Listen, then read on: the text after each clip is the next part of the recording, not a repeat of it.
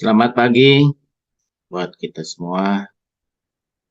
Pagi hari ini eh, saya mau bagikan sedikit firman Tuhan di mana judulnya adalah sebentar.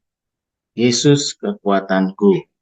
Bicara di sini tentang ya kita kan hari-hari ini banyak tekanan ya atas hidup kita, tekanan yang harus kita hadapi sebagai pribadi, sebagai gereja, sebagai komunitas, sebagai kepala rumah tangga.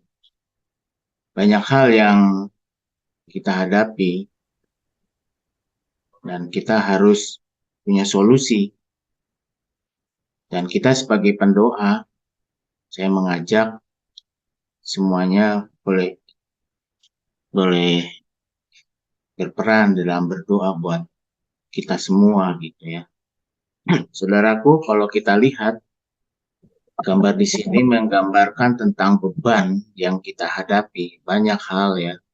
Beban keuangan bukan hal yang mudah sekarang bagi banyak orang, tidak semua orang ya, banyak orang saya lihat.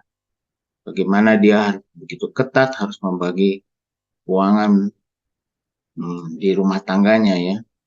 Yang kedua, bagaimana tugas-tugas atau pekerjaan itu membebani dia karena nggak mudah sekarang.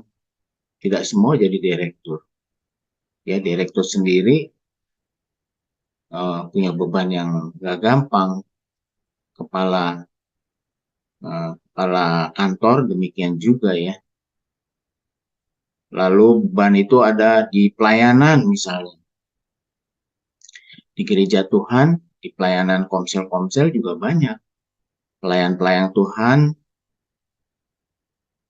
terbebani begitu rupa, terbebani dari target-target mungkin yang diberikan oleh pemimpinnya. Pemimpinnya punya target sehingga dia, aduh, bagaimanalah terasa seperti menekan dia ya. Lalu anak-anak di sekolah, nggak mudah sekarang ya. Mungkin apa karena penduduk ini makin banyak ya. Juga di komunitas, kita di rumah-rumah, di lingkungan, karena kita minoritas misalnya. Jadi di sini beban-beban yang digambarkan tadi sangat menekan pada seseorang. Tentu harus mencari solusi. Solusi banyak disajikan ke dalam hidup kita. Lalu bagaimana dan mana yang harus diambil? Dan peran kita harus bagaimana menghadapi beban-beban yang dihadapi secara pribadi ataupun secara bersama atau secara korporat. Di Tuhan kita punya sarana setiap pagi bisa berdoa bersama. Tentu kan kita harus mencari solusinya untuk beban-beban yang dihadapi oleh kita semua. Kita orang yang menerima beban itu membutuhkan kekuatan yang baru biar dia bersemangat,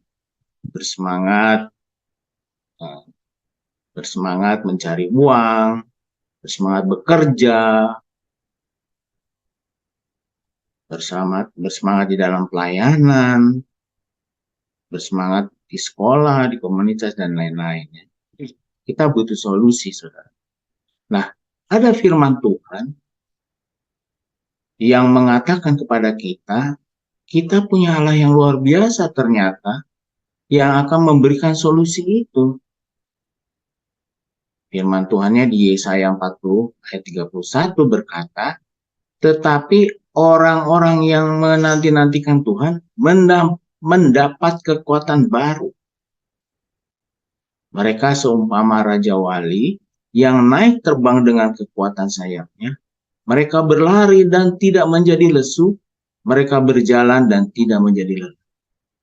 Poin daripada firman ini yang saya dapat adalah menanti-nantikan Tuhan. Jadi pada waktu pada waktu keuangan kita lagi jeblok, ya firman Tuhan katakan tadi menanti-nantikan Tuhan.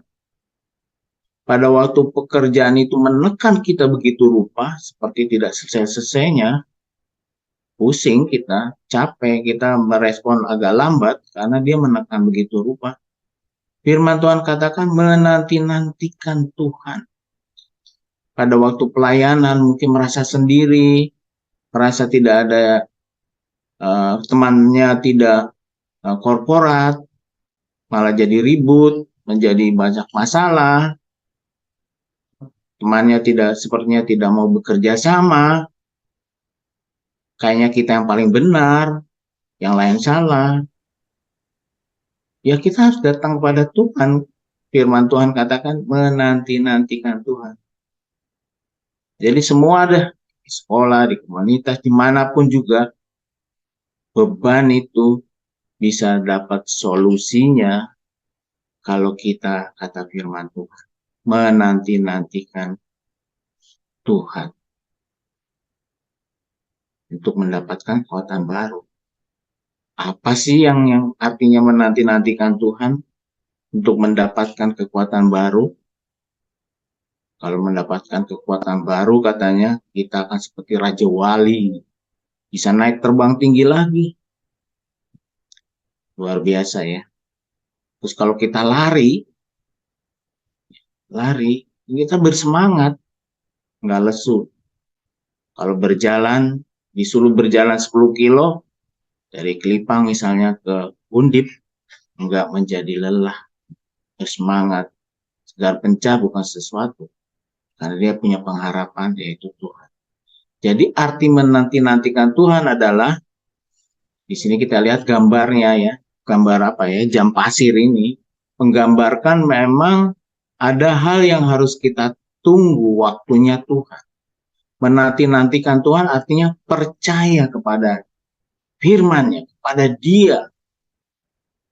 Memang kita harus berusaha, tidak bisa tidak. Tetapi firman Tuhan katakan menanti-nantikan Tuhan.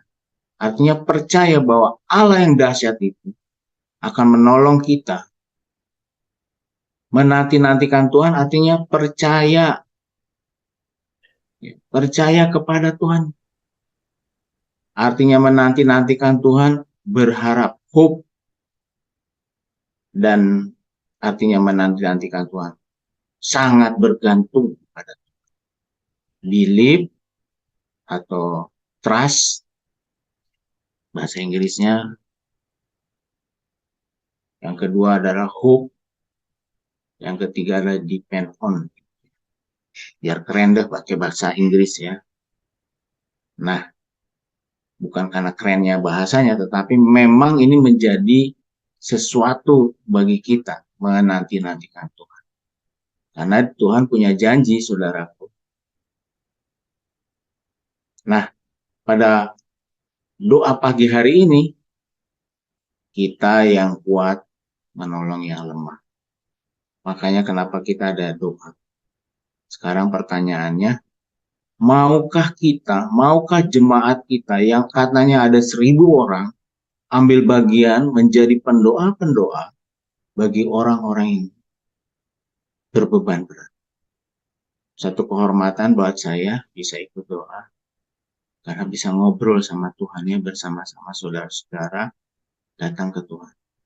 Inginnya sih nyerocos terus, tapi kan berdoa itu gantian ya, bagi-bagi sama teman-temannya. Nggak diborong 15 menit sendiri untuk dirinya, tetapi membagi-bagikannya kepada orang lain, sehingga sama-sama kita berdoa kepada yang berbeban tadi, supaya apa? Supaya sayapnya dia kembali kuat dan bisa terbang lagi sebagai Raja Wali. Supaya saudara kita bisa berlari lagi dan tidak lesu. Keluarga kita, negeri kita Indonesia tidak lesu lagi. Walaupun perekonomian sedang tidak bagus. Waktu ia berjalan, saudara kita yang berjalan tidak menjadi lelah. Itulah tugas pendoa syafaat. Mari saya ajak semua teman-teman, ya doa pagi-pagi ini, mari kita doakan. Kita ajak ajak saudara-saudara kita yang lain, pekerja-pekerja kita yang lain. Ternyata berdoa syafaat itu sangat penting. Enggak hanya doa pribadi ya, doa syafaat itu sangat penting. Kita ambil bagian. Kita akan melihat kawan-kawan kita akan kembali segar, kembali bersemangat lagi. Kita kerjanya nggak protes terus. Kita lihat bahwa Tuhan Yesus yang luar biasa. Gereja Tuhan GKKD adalah orang-orang yang menantikan Tuhan. Di Markus 10 ayat 27 berkata, Yesus memandang mereka dan berkata, bagi manusia hal itu tidak mungkin, tetapi bukan demikian bagi Allah. Sebab segala sesuatu adalah mungkin bagi Allah. Oleh karena itu, kalau kita menanti-nantikan Tuhan, kita percaya, berharap, bergantung. Firman Tuhan katakan, Yeremia 32 ayat 27, sesungguhnya akulah Tuhan, Allah segala makhluk. Adakah sesuatu apapun yang mustahil untukku? Tidak ada. Tuhan kita Tuhan yang luar biasa. Mari kita doakan gereja Tuhan. Nanti hari Selasa ada DTW. Di sana saudara-saudara bisa ambil bagian, kasih tahu sama teman-temannya ada doa mukjizat. Nanti Pak Kris akan memimpin doa ini. Kita support menjadi pendoa-pendoanya. Luar biasa Tuhan kita, Tuhan yang baik. Mari saudaraku, kita datang kepada Tuhan.